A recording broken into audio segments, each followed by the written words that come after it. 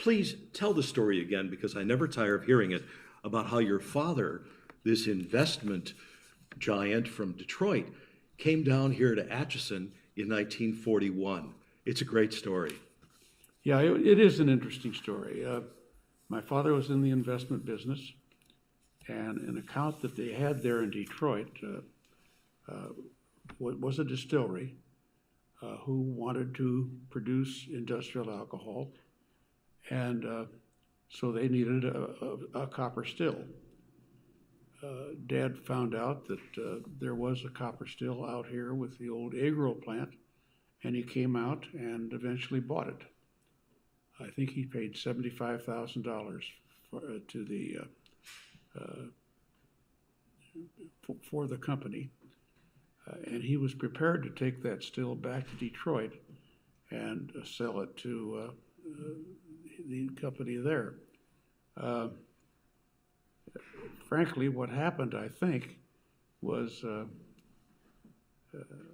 some local people. The one I remembered was True Snowden, and some other people really prevailed upon Dad. They wanted him to stay in Atchison.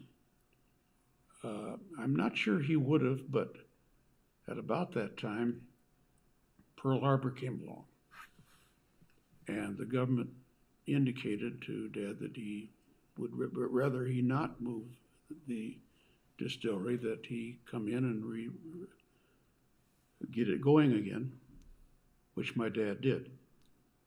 And my dad had never run a business as such. He was an investment banker, but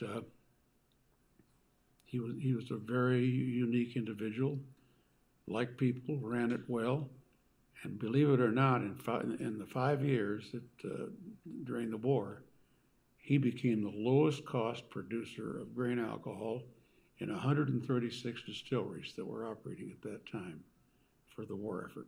From novice to expert in 5 years. In 5 years. And of course, that made it much easier for us to be able to start up the distillery when